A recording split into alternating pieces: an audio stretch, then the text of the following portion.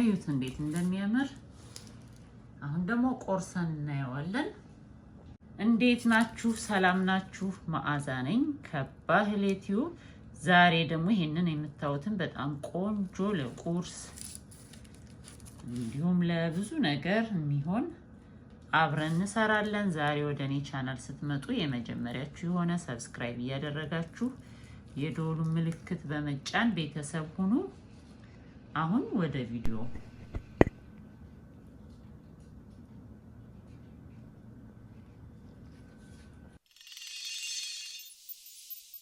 እሺ በመጀመሪያ ሶስት ሽንኩርት እንደዚህ ሳሳ አድርገን እንከትፋለን። ሌላ ነገር መጨመር ትችላላችሁ። እኔ ለዛሬ ሽንኩርትና ቃሪያ ያለኝን ቃሪያ አድርጌ ነው የምጠቀመው። ያላችሁን ከለር ብዙ አይነት ከለር ቢሆንም ቆንጆ ነው። ቃሪያ እንጨምራለን። አንዳንድ ጊዜ የተፈጨ ስጋም መጨመር ትችላላችሁ። እንደዚህ ሌላ ጊዜ መሞከር ከፈለጋችሁ ሌሎች ቅጠላ ቅጠሎችን አረንጓዴ ነገሮች መጨመር ይቻላል። ከዛ ሊጣችንን ማብካት እንጀምራለን። ግማሽ ሊትር ውሃ ወይም 500 ml፣ አንድ የሻይ ማንኪያ ጨውና አንድ የሻይ ማንኪያ ቤኪንግ ሶዳ አድርጌ 6 ኩባያ ነጭ ዱቄት ጋር እናቦካዋለን ማለት ነው።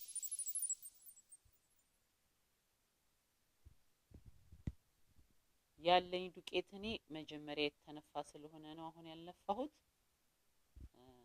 መንፋት አሁን ላይ ድጋሚ አያስፈልገውም። ቂጣ ስለሆነ ዳቦ ከሆነ ልናቦካው ስንል ብንነፋ ጥሩ ነው። አየር ሲገባው እንዲነሳ ያደርግልናል። ይሄ ግን ቂጣ ስለሆነ ዝም ብለን ጨው ጋርና ቤኪንግ ሶዳው ጋር እንቀላቅለዋለን።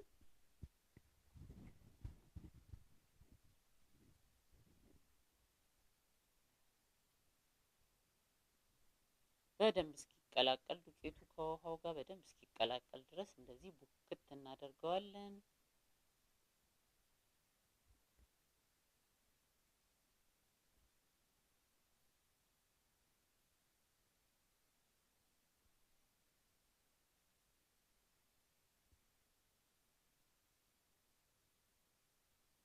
ሽፍን አድርገን ለ10 ደቂቃ ከ10 እስከ 15 ደቂቃ ድረስ እናስቀምጠዋለን። ለምን? በኋላ ስንዳምጥ እንዲለጠጥልን። ስንዴ ትንሽ ደቂቃ ውሃ ነክቶት ሲቀመጥ የመለጠጥ ባህሪው ይመጣል ማለት ነው። ከዛ ያዘጋጀነውን ሽንኩርትና ቃሪያ እንቀመመዋለን። በሩብ የሻይ ማንኪያ ጨው፣ ትንሽ ቁርስኝና አንድ የሻይ ማንኪያ በርበሬ አድርጌ እቀመመዋለሁ። ሌላ የምትወዱት ቅመም ካለ እናንተ የፈለጋችሁትን መቀየር መቀነስ ትችላላችሁ ማለት ነው።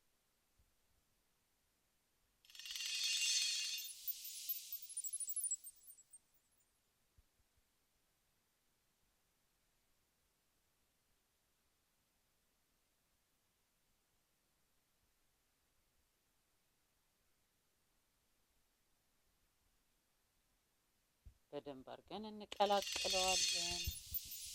100 ግራም ቅቤ ወይም 7.5 የሾርባ ማንኪያ ከግማሽ ኩባያ ዘይት ጋር አድርገን እናቀልጣለን። እንደ መለዋ ነገር ስለሆነ የምንሰራው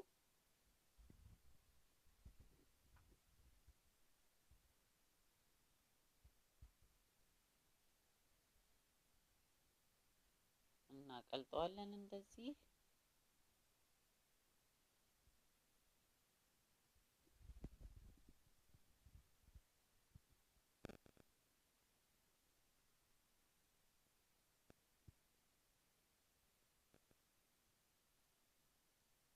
ከዛ ሊጣችንን አስተካክለን 4 እኩል ቦታ እንከፍለዋለን።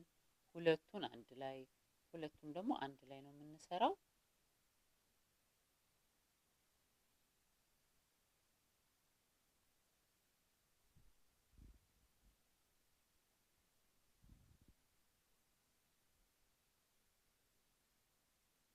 የምንዳምጥበት ነገርም ላይ መዳመጫውም ላይ ከላይም ከታችም እየተጣበቀ እንዳያስቸግረን ዱቄት እየነሰነስን እኩል ላይ መጡልን ይችላሉ። እኩል ካልመጡልን ከአንዱ ላይ ቀንሰን ወደ አንዱ እያደረግን ማስተካከል እንችላለን። የተለያዩ ከሆኑ ደግሞ አነስ አነስ ያሉትን አንድ ላይ ተለቅ ያሉትን ደግሞ አንድ ላይ እናደርጋለን ማለት ነው።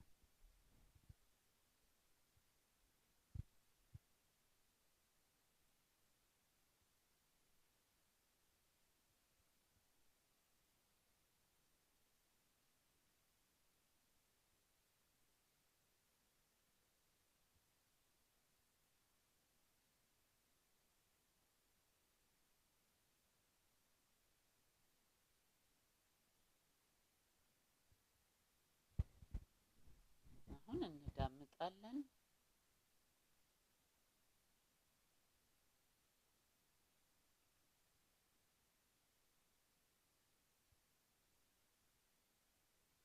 ቅድም ያቀለጥነው ዘይትና ቅቤ በደንብ አድርገን እንለቀልቀዋለን ማለት ነው።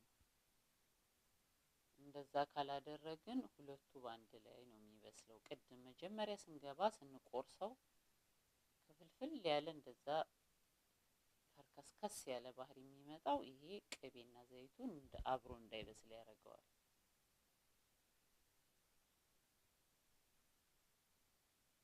የቀመምነውን ቃሪያና ሽንኩርታችንን እየነሰነስን እኩል እናዳርሰዋለን።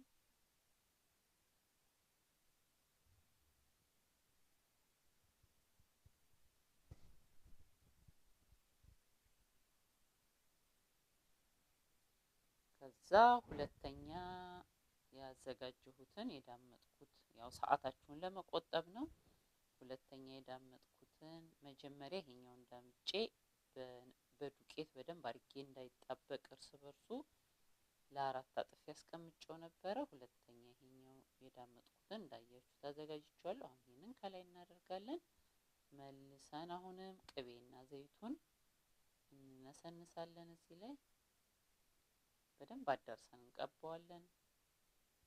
ቅድም እንዳደረግነው አሁንም ቃሪያና ሽንኩርቱን አዳርሰን በመጠኑ እናደርጋለን።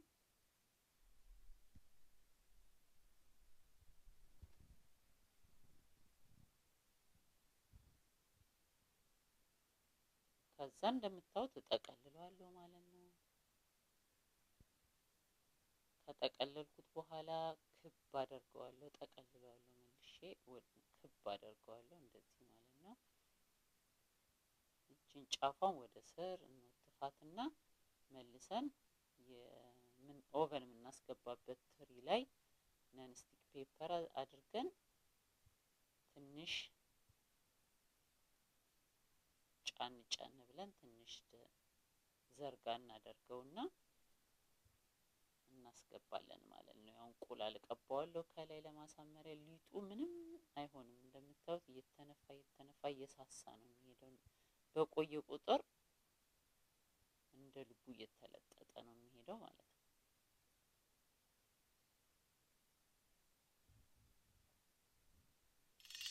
ከለሩን ቆንጆ አድርጎ ስለሚያሳምርልን እንቁላል አስኳሉን ብቻ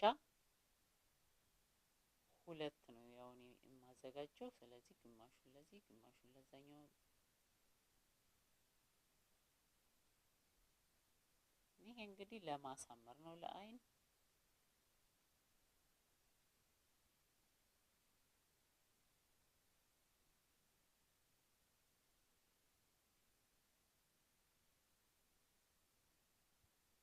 የሚቀጥለውንም ቂጣ እንደዚሁ በተመሳሳይ መልኩ ቅድም እንደሰራ ነው በተመሳሳይ መልኩ አድርጌ በየተራ ሁለቱንም ኦቨን በ350 ዲግሪ ፋራናይት ለ30 ደቂቃ እያበሰልን እናወጣለን። ይሄን የመሰለ በጣም ቆንጆ ለቁርስ የሚሆን ለራት የሚሆን